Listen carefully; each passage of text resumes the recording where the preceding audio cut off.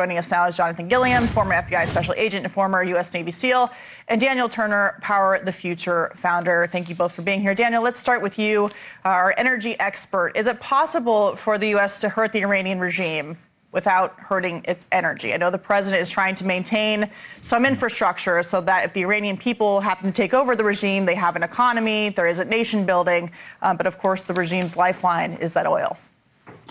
It is, and I think that's the question: is how long can you continue to weaken Iran without having strikes on its oil infrastructure, and how long will that perpetuate what is a little bit of unrest, not just obviously in energy markets, but in the American people overall, in the economy? The president has said he wants this wrapped up pretty quickly. The quickest way to wrap it up is obviously strikes on the energy infrastructure, but that would have huge ramifications also for the rebuilding of the country. So it is a very delicate dance that the president is trying to accomplish both goals simultaneously in a short window. Jonathan, the president is clearly open to using military force. When he bombed Karg Island, he talked about how they kept the oil infrastructure in place, about he'd be willing to go further if necessary. What is your perspective on the military balance here with forcing the regime into a position that they can either surrender or renegotiate in a way that the president wants, while also maintaining some kind of infrastructure for the rest of the country should the people who want freedom and a different regime and different leadership in that country be able to take over? First off, I think Israel proved last year that what many of us knew is that Iran is, if you take away their intelligence capabilities, which Israel circumvented that and used it against them and totally decimated Hamas and Hezbollah to some extent. And that also preceded us into taking out the regime now. And I think by and large, that is what should be the focus of this. Their intelligence apparatus has long been one of, I would say, the top 5 intel agencies in the world. Very capable. And they're all over the world. And quite frankly, that's who is really leading this now.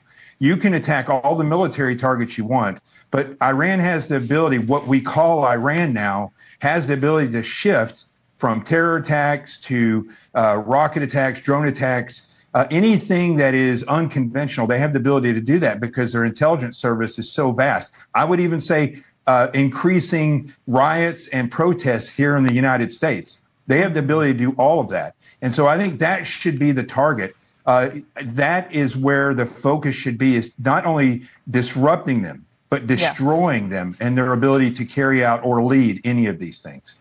Daniel, one of my favorite talking points and most laughable that I keep laughing out loud at is that the president had no plan when it came to what's happening here. You've been following the president's domestic oil and energy plan for not just this term, but the term before. And you certainly watched the Biden administration and the way that they limited domestic energy production.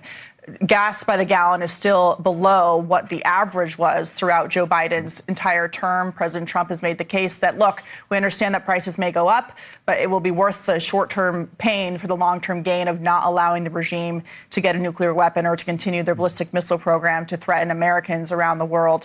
So can you talk to us about how the president has maybe cushioned this blow with energy prices as a result of his policies throughout this first year of his second term? He really has, and this is the goal and the purpose of American energy dominance. What we had in the Biden administration was fears of a supply shortage. We don't have a supply in the United States of oil and gas. We are paying higher prices. No one wants to see that. The ones who are in worse shape, quite frankly, are our European friends and a lot of our Asian partners as well, because they are going to start having huge supply problems. And that explains the difference in the Morbon market and the Brent market as opposed to in West Texas Intermediate, which is a good $20 per barrel cheaper.